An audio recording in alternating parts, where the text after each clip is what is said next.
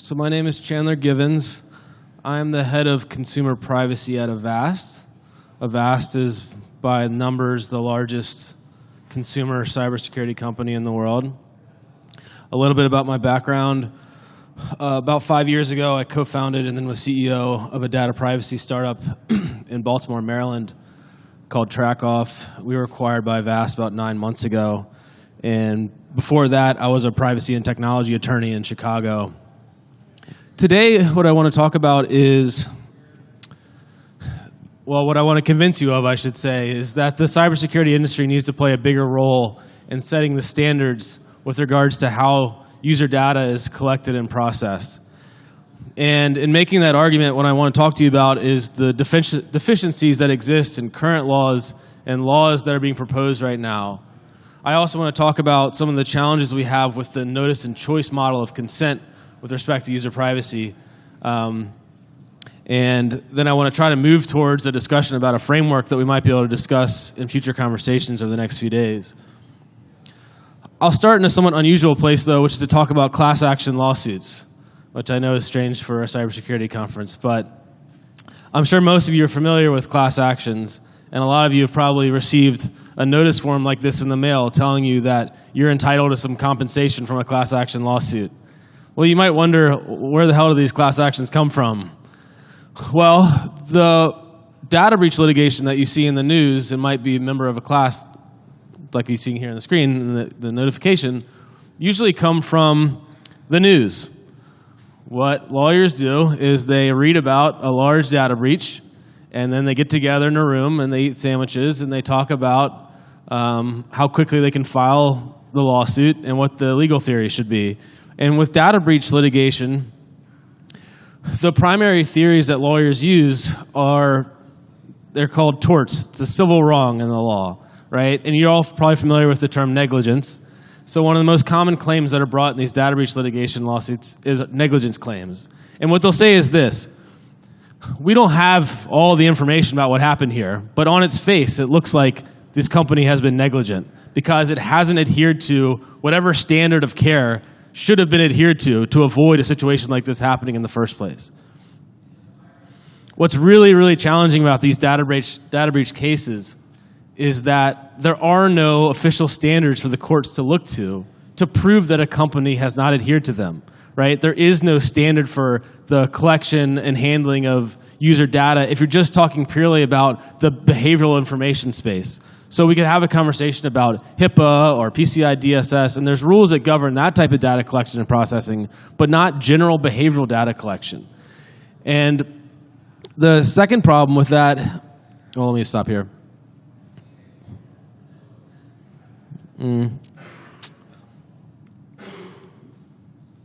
Negligence is a very specific type of law, okay?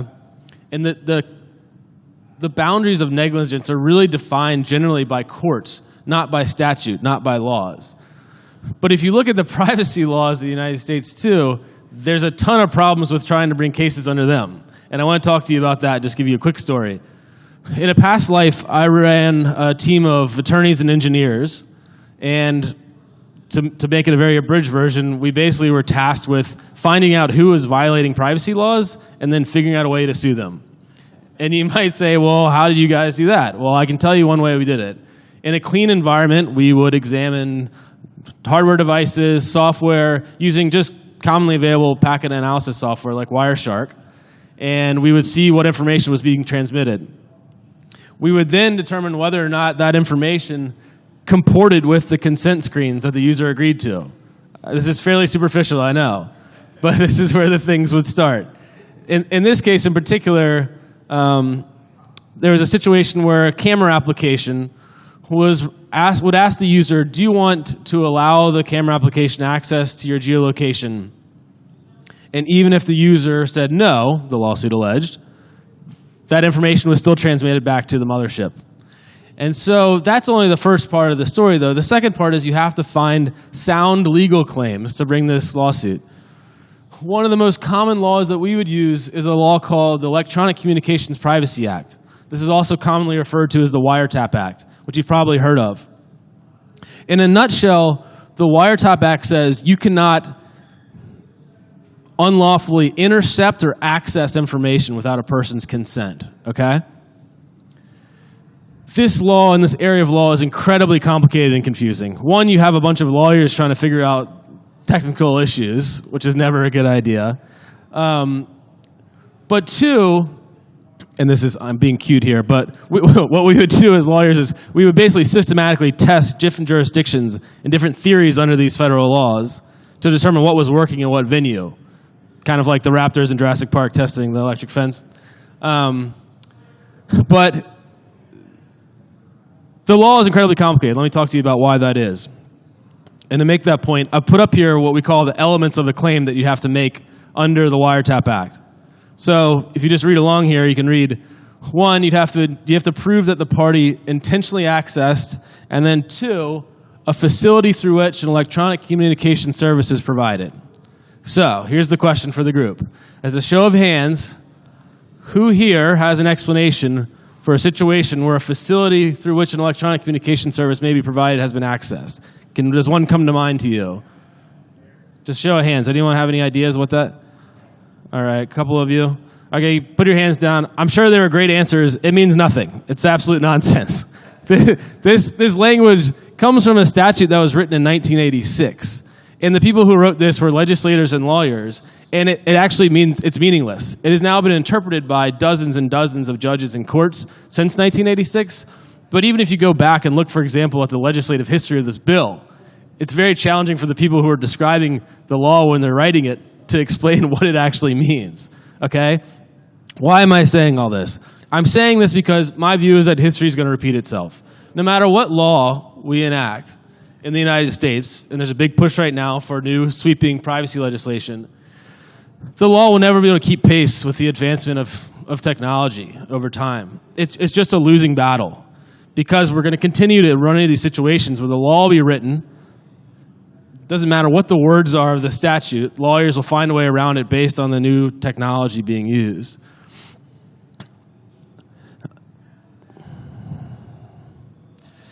The other problem is the notice and choice model. So this is the world we live in now. Even if we're successful in a lawsuit like I've described here, and we're able to prove that that software developer had intentionally accessed location data without the user's consent, what's going to happen? They're just going to change the terms of service, right? They're going to go back and jam into the notice every possible type of data that they could collect and then claim the user has consented to that type of collection.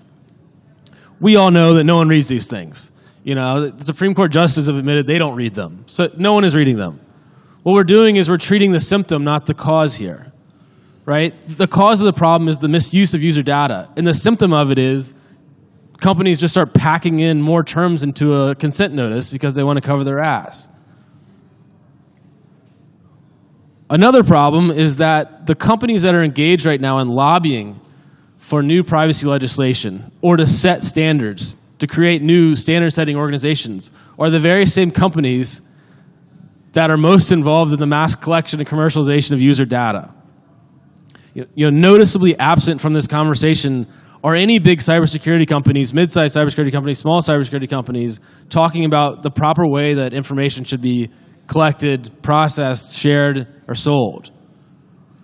You would think that of all the industries, cybersecurity would be the best suited to have this dialogue because we have to have the consumer's interest at heart when we're developing new technologies. Just one more legal story, I promise, and no more lawyer stuff. There's a case that every law student reads in law school. It's called T.J. Hooper. And the facts go like this.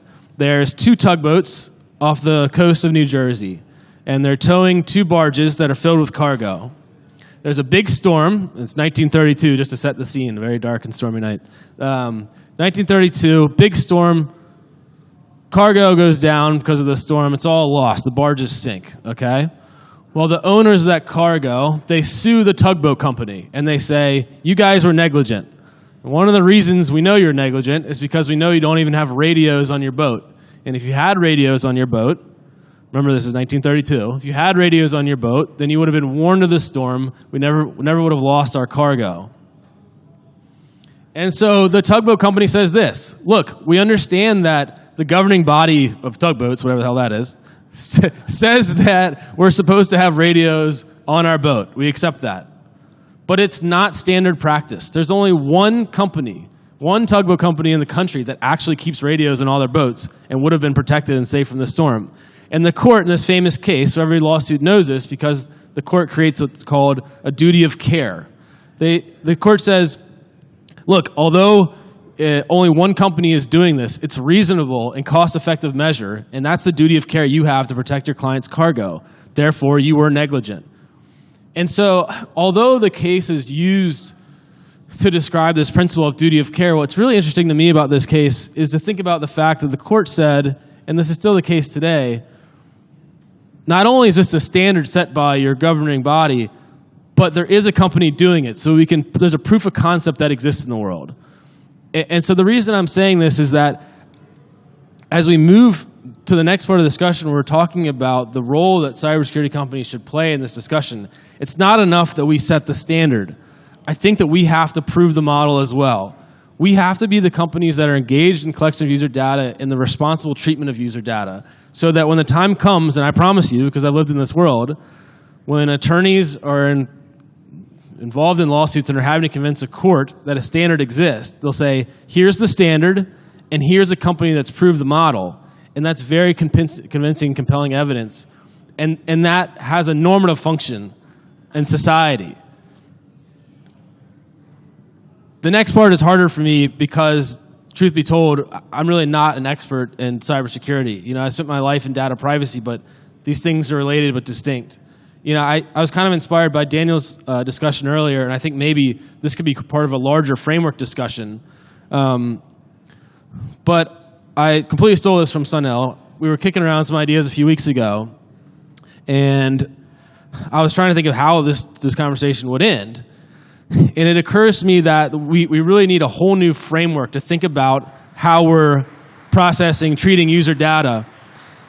And Sunil has a discussion from from a RSA webcast that's called New Paradigms for the Next Era of Security, where he talks about moving away from the CIA paradigm and towards DIE, which is pretty morbid if you ask me. But he talks about the difference between pets and chattel. And some of you are probably familiar with this metaphor. The very, very short version of it is that certain assets should be treated like pets, meaning that we should love and care for them, whereas cattle, not so much. So you start thinking about sensitive data like pets, thinking about things like social security numbers, very sensitive behavioral information, information that can be used to identify a user in a large group, and maybe even more precisely where they are at any given time. So I'm interested in thinking through, is there a taxonomy that we can create of data types that could then trigger rules that could be used as guidance for companies when they're processing data? And I know that's fairly abstract, but this is the damn philosophy track.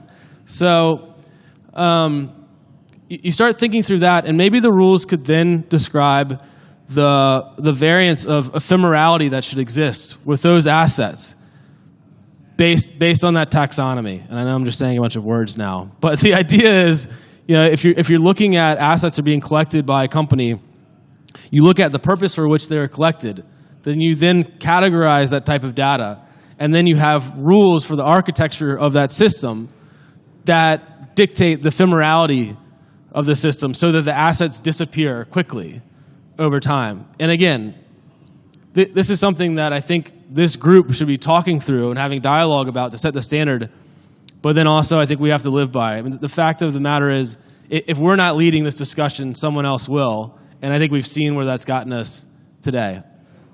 That's all I have for now. I'll take your questions.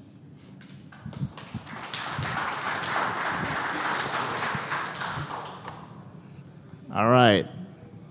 Thought-provoking. Okay, questions?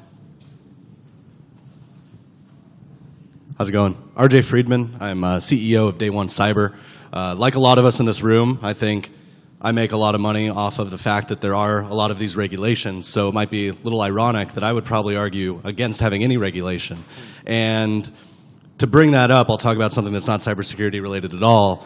Talk about an incandescent light bulbs, which in 2005 started to be litigated out of use in many countries around the world. And all the way in 2016, MIT created a new type of incandescent light bulb that was more efficient than the ones that a lot of these countries had forced others to move to.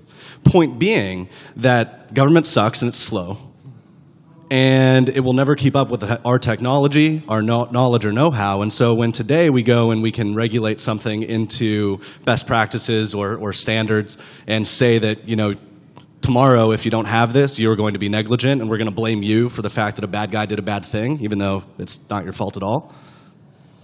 I feel like there might be some danger in that, in not only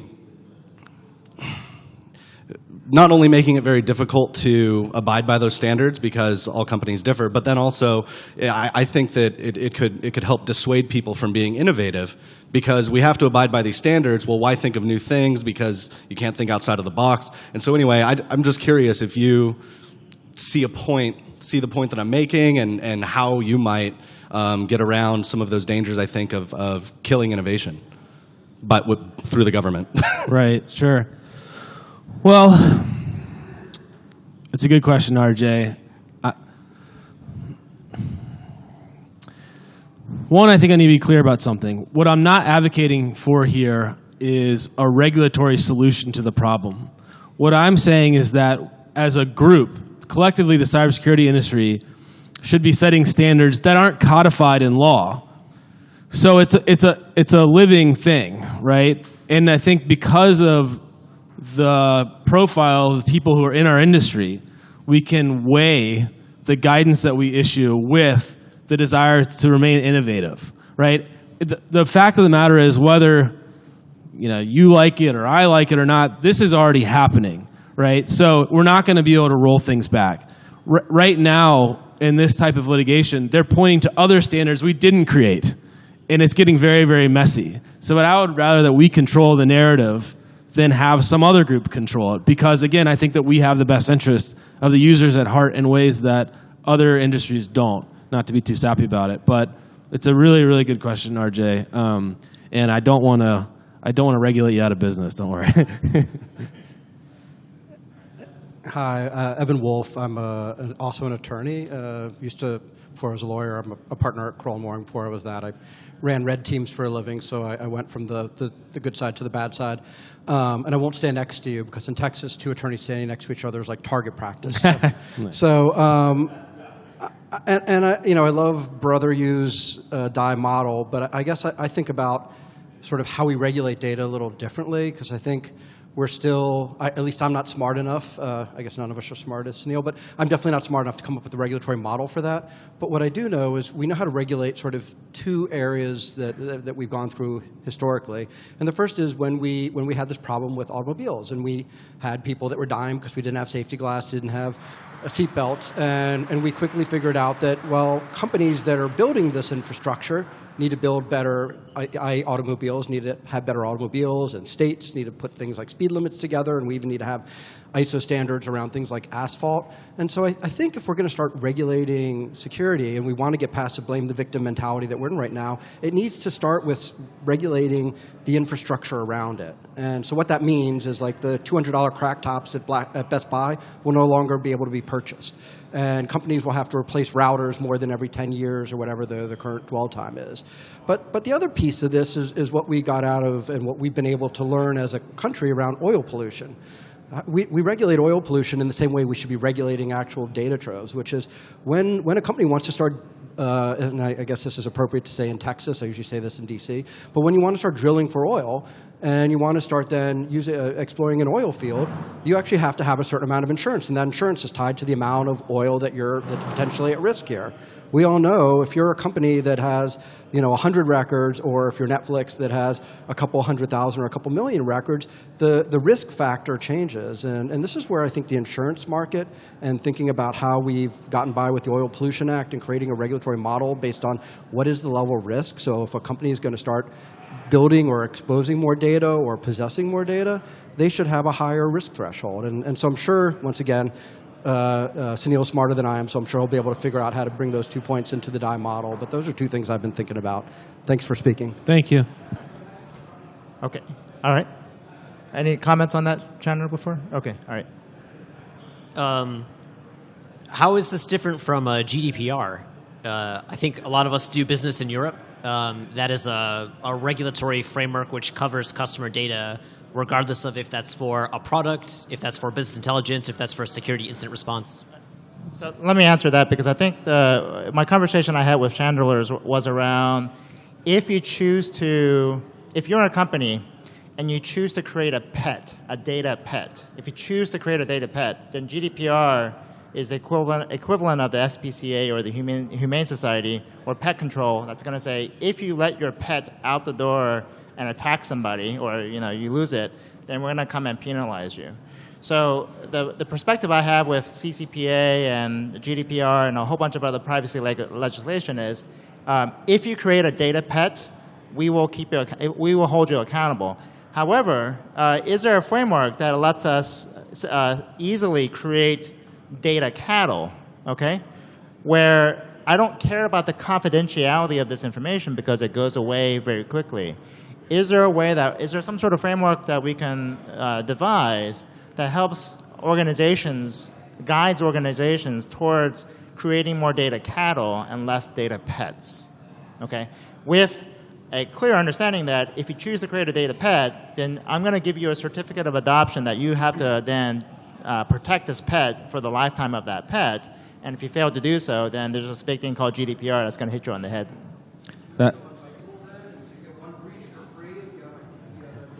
Nope. When that pet dies, when that pet gets loose, it's loose. It never can get back, right? So. And I just want to add on to that. That's exactly what I was going to say. So just kidding. That was way better. But the problem with GDPR also is the notice and choice model that I've described here. I mean, you can already see what's happening with GDPR and compliance. People are just pushing more and more terms in the consent notifications and not addressing the root cause here, which is the misuse of data. So what we're trying to talk about here is the ways in which that we can actually, on the back end, be making meaningful changes rather than just forcing people into this mode of compliance, which is, we all know, is deficient. Yeah, and for those who aren't familiar with the presentation that I gave last year here at ACOD, part of my proposition was that the security industry, we try to focus on confidentiality, integrity, and availability, CIA. DIE is a counter to that, okay? So if I can, for example, focus on ephemerality, do I need to worry about confidentiality? If I focus on immutability, do I need to worry about integrity? If I focus on distributed, do I need to worry about availability? And so the whole premise of the ephemerality piece is, can we try to come up again with frameworks that help drive towards more ephemeral data and to be able to use ephemeral data within our systems? Is it a matter of frameworks? Is it a design? Is it a set of design templates? Is it use cases? What helps organizations essentially adopt a more ephemeral mindset for data so that we don't end up with a whole bunch of pets? Okay. All right. Other questions?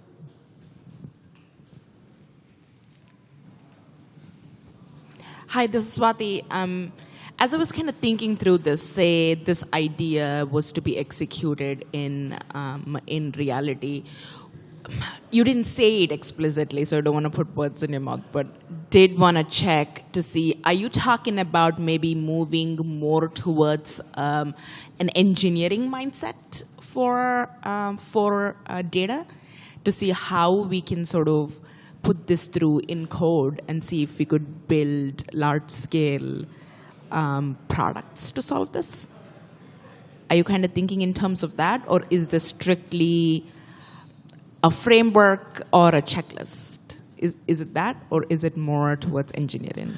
Yeah, my thinking was more on the framework side, but the things are intertwined too, right? One can lead to the other. So you could have a framework that you map onto an engineering solution to some of these problems, which we then recommend and implement in practice. Again, I think my very basic point is that everyone here should be able to name the standard-setting organization that's run by the cybersecurity industry which makes these decisions about the frameworks. And then also maybe applies those for commercial use as well. Excuse me. Does that answer your question? Yeah. Just a quick comment question in regards to the ephemeral portion. I think there's somewhat of a conflict of interest. Companies like Target or Equifax would have a need to monetize that data. So how do you think those type of companies will fare with that? Let's say something like this was to be implemented. Oh, sorry, my name is Ben. Yeah. Ben, yeah, well, I think all those issues are solvable, right? So using concepts like differential privacy, there are Multi-party computation. multi-party computation. Help me out with the cryptographic. Homomorphic encryption. Sorry, homomorphic encryption. Yes. Yeah. Homocryptographic. Whatever. It is.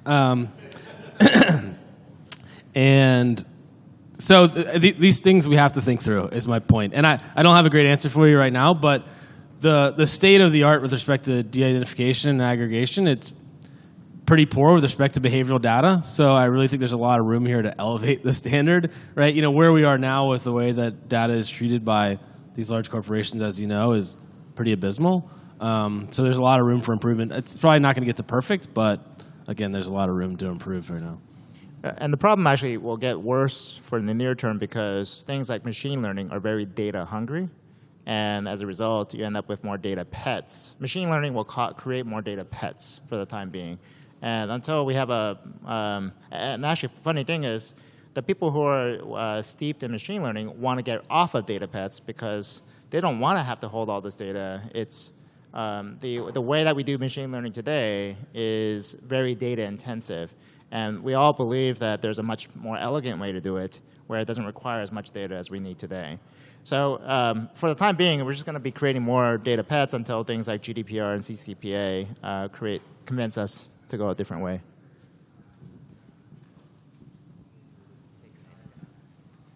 My name is Lee. I thought that was a very interesting point. My question regarding machine learning and use of massive amounts of data is that are derivative models, machine learning models, going to be considered data pets themselves? And how will the deletion of ephemeral data mitigate the risk of long-term data model pets? I think the reality is there's still going to always be some pets, and we just want to have as few as possible. So a data model or some algorithm, right, that helps you make money may be a pet, but I guess some of the privacy implications, or rather, when we think about what GDPR would say, well, if you lose that algorithm, will GDPR come back and smack you on the head? And I think the answer is no, but your business will.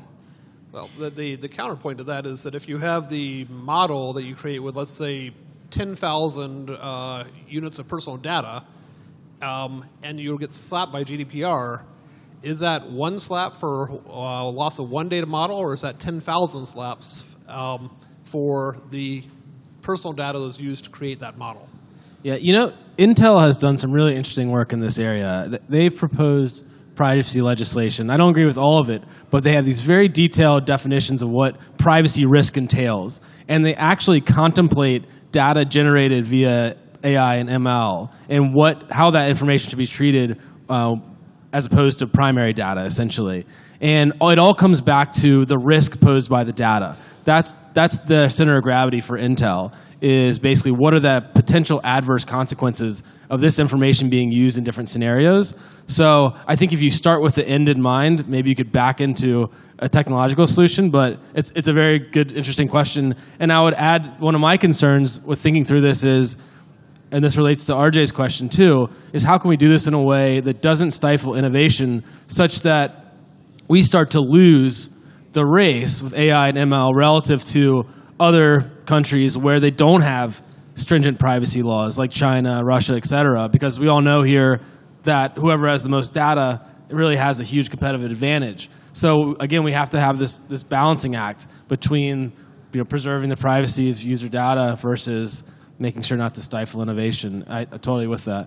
Since I still have the mic, I'm going to throw out one more point, which is that if you have the 10,000 data units and under GDPR, one person exercises the right to be forgotten, if you've deleted all of them with the ephemeral model, you can no longer recreate the model without that one person's data. So you're kind of between a rock and a hard place, whether you keep the data for reuse, or if you delete it for reduction of liability? I don't have an answer to that, but it's an ongoing question with a bunch of lawyers I know. Yeah. It's another good question. Thank you.